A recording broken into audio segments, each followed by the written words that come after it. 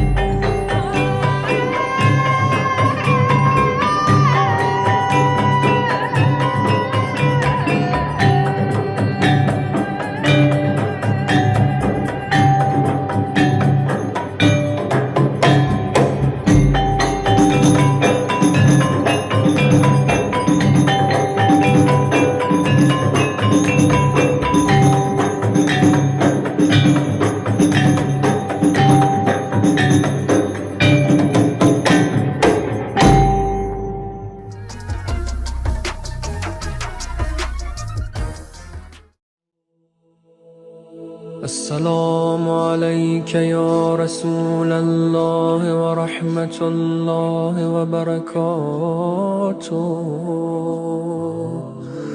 السلام عليك يا محمد بن عبد الله. السلام عليك يا خيرة الله. السلام عليك يا حبيب الله. السلام عليك يا صفوة الله. السلام عليك يا أمين الله. أشهد أنك رسول الله، وأشهد أنك محمد بن عبد الله، وأشهد أنك قد نصحت لأمتك وجاهدت في سبيل ربك وعبدته حتى أتاك اليقين، فجزاك الله يا رسول الله أفضل ما جزى نبيا عن أمته. اللهم صل على محمد وآل محمد أفضل ما صليت على إبراهيم وآل إبراهيم إنك حميد مجيد. Bismillahirrahmanirrahim. Alhamdulillahirabbil alamin. Assalamualaikum warahmatullahi wabarakatuh. Asyhadu an la ilaha illallah wahdahu la syarikalah wa asyhadu anna sayyidana maulana Muhammadan abduhu wa rasuluh la nabiyya ba'dah. Allahumma shalli ala sayyidina Muhammad wa ali sayyidina Muhammad. Alhamdulillahirabbil alamin. Dalam senare kajian ke depan yang dimulai dengan kajian pertama ini, kita akan membahas 12 hadis terkait dengan sholat. 12 hadis dari baginda Nabi Shallallahu Alaihi Wasallam terkait dengan sholat. Jadi kajian 12 pertemuan ke depan adalah 12 hadis baginda Nabi Shallallahu Alaihi Wasallam tentang sholat. Yang pertama, as-salatu mi'rajul mu'min. Ini hadis yang populer, cukup terkenal, bahkan sangat terkenal karena dihubungkan dengan peristiwa Isra dan Mi'raj baginda Nabi Shallallahu Alaihi Wasallam, bahwa hadiah atau oleh-oleh perjalanan Mi'raj baginda Nabi Shallallahu Alaihi Wasallam adalah kewajiban sholat untuk kita, perintah sholat untuk kita. Hadis as-salatu mi'rajul mu'min diriwayatkan dalam Kasyful Asrar juz 2 halaman 676. Juga dalam Sirrus Shalah halaman ke-7 dan beberapa rujukan lainnya. Apa yang dimaksud dengan as-salatu mi'rajul mu'min? Salat itu adalah mi'raj orang yang beriman. Dalam sebuah riwayat dari Imam Ja'far Shadiq alaihi salatu wassalam, ketika seorang bersujud kepada sahibul mi'raj, kepada pemilik mi'raj, tersingkaplah hijab. Kalbu yang suci diangkat ke Sidratul Muntaha. Cahaya-cahaya yang suci menampakkan diri kepadanya. Dan pintu taman-taman kesucian Al-Haq membukakan diri untuknya.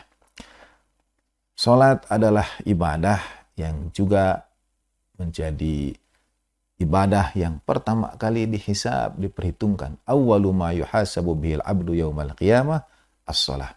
Yang pertama kali akan dihitung, dihisab dari seorang hamba pada hari kiamat adalah salat. Kalau baik salat hamba itu, baiklah amal-amalnya. Kalau diterima salat hamba itu, diterimalah amal-amalnya. Kalau tertolak, kalau buruk, buruk juga amal-amal yang lainnya. As-salatu mi'rajul mu'min. Salat adalah mi'rajnya orang yang beriman. Pada sepenggal hadis yang singkat ini, di situ ada perintah, ada ajaran bagi kita bagaimana kita menempatkan salat, memposisikan salat, bagaimana semestinya kita ketika hendak salat itu. Dalam satu di antara hadis Mi'raj baginda Nabi Shallallahu Alaihi Wasallam ada dialog ilahiyah antara Allah Ta'ala dengan baginda Nabi Sallallahu Alaihi Wasallam, diriwayatkan misalnya dalam kitab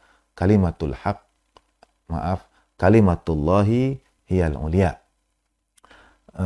oleh Sayyid Shirazi. Antara lain percakapan atau dialog Maha Suci Allah Ta'ala dari apapun yang dapat disifatkan, tapi dalam dialog itu, dialog Mi'raj itu banyak. Antara lain kepada Rasulullah SAW Allah Ta'ala sampaikan, aku takjub dengan 3 orang hamba. Ada 3 keadaan pada hamba yang membuat Allah Ta'ala takjub. Bayangkan Allah Ta'ala takjub. Sekali lagi, Maha Suci Allah dari apapun yang dapat kita sifatkan. Yang pertama adalah seorang hamba yang bermalas-malasan atau seadanya ketika hendak sholat, dan ia tidak tahu di hadapan siapa dia sebentar lagi akan berdiri. Nah, ini yang awal ini berkenaan dengan sholat. Yang kedua berkenaan dengan orang yang masih mencari dunia, padahal Allah Ta'ala sudah cukupi keperluan hariannya. Dan yang ketiga, orang yang masih bisa tertawa terbahak-bahak, padahal dia tidak tahu apakah Allah Ta'ala ridho atau murka kepadanya. Hal pertama yang buat Allah Ta'ala takjub adalah kalau ada seorang hamba yang berdiri untuk sholat, tetapi tidak dengan niat untuk mi'raj pada Tuhannya. As-salatu mi'rajul mu'min. Sholat itu mi'rajnya orang yang beriman. Wa sallallahu ala sayyidina Muhammadin wa alihi tahirin walhamdulillahi rabbil alamin. Wa ma taufiqi illa billah alaihi tawakkaltu wa ilaihi unib. Sampai jumpa pada kajian berikutnya. Assalamualaikum warahmatullahi wabarakatuh.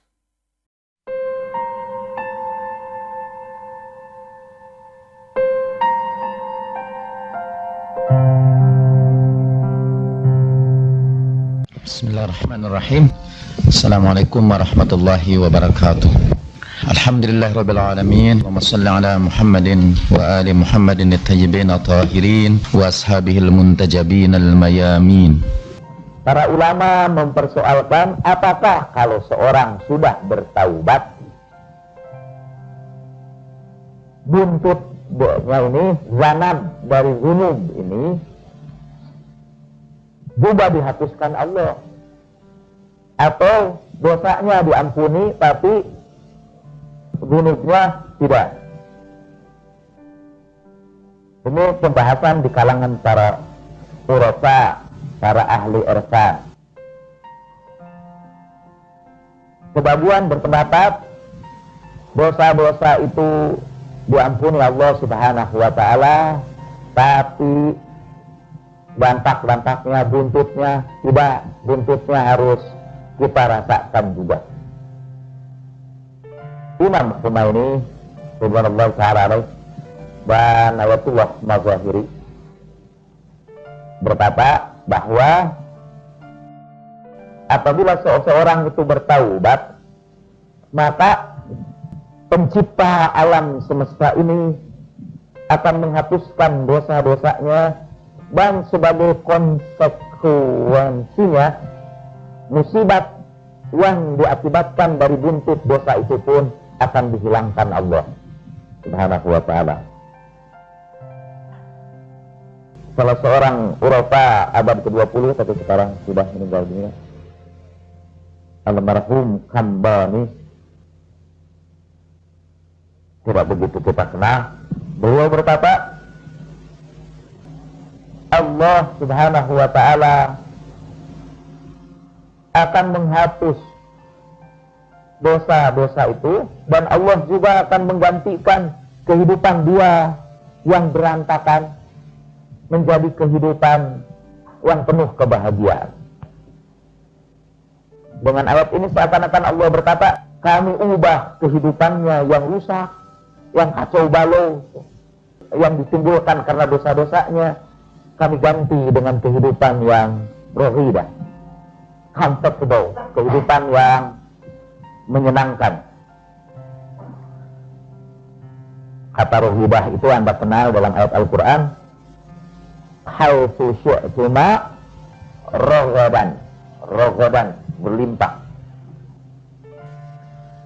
Ayat-ayat ini yang kita bahas di sini semua mempertegas pendapat yang kedua ini, yaitu bahwa Allah bukan saja menghapus dosa-dosa, tapi Allah juga akan mengubah keburukannya menjadi kebaikan. Dalam ayat yang kedua Al-Furqan, illa man taba wa amana wa amila amalan shaliha fa ulaika yubaddilullahu sayyi'atihim hasanat, kecuali yang bertaubat, beriman dan beramal saleh, maka Allah akan ganti keburukannya menjadi kebaikan. Badil akan Allah ubah, akan Allah ganti keburukannya, termasuk musibah dia, derita dia, kesulitan dia itu menjadi hasanat, menjadi kebaikan. Wa kana Allahu ghafurar rahim. Sesungguhnya Allah Maha Pengampun dan Maha Penyayang. Di atas sudah disebutkan fa innahu ghafurur rahim. Ayat yang surat Furqan ini sebelumnya dimulai tentang orang yang berbuat maksiat, membunuh dan berzina. Dan Allah tegaskan kalau orang membunuh dan berzina ini Allah lipat gandakan. Wa ibadur rahmanil ladzina yamshuna 'alal ardi hauna wa idza khatabahumul jahiluna qalu salama wal ladzina yabituna li rabbihim sujadan wa qiyama walladzina yaquluna rabbana asrif 'anna 'adzaba jahannam inna 'adzabaha kana gharama walladzina idza anfaqu lam yusrifu wa lam yaqturu wa kana baina dzalika qawama walladzina la yad'una ma'allahi ilahan akhar wa la yaqtuluna an-nafsa allati haramallahu illa bil haqq wa la yaznun wa may yaf'al dzalika yalqa asama yudha'af lahu al-'adzabu yaumal qiyamah wa yakhlud fihi muhana. Jadi disebutkan orang-orang yang musyrik, yad'una ma'allah ilahan akhar, yang membunuh jiwa tanpa hak dan yang berzina, Allah lipat gandakan siksanya pada hari kiamat. Dia sudah yalqa asama, dia sudah jatuh pada dosa, dan Allah lipat gandakan siksanya pada hari kiamat dan kekal di sana dalam keadaan hina. Illa, kecuali man taba, orang yang bertaubat, wa amana, beriman, wa amila amalan salihah, dan beramal saleh, faulaika yubaddilullahu sayyi'atihim hasanat, maka Allah ganti keburukan mereka menjadi kebaikan, dan adalah Allah itu Maha Pengampun dan Maha Penyayang. Jadi orang yang berdosa paling besar sekalipun Allah sebutkan itu dosa-dosa besar sebelumnya, musyrik, berzina, membunuh, dan Allah sebutkan azabnya yang akan diderita oleh orang yang berbuat dosa itu kalau dia tidak bertaubat. Tapi kalau dia bertaubat, Allah akan menyambutnya. Bukan saja Allah akan mengampuni dosa-dosanya, bukan hanya sekedar yaghfiru dzunubahu fahasib, walakin Allah juga yumhi dzunuba wa yubaddila sayyi'atihi hasanah. Allah juga ganti keburukan-keburukannya itu, akibat-akibat dosanya Allah tutup, dan kemudian Allah ganti dengan kebaikannya.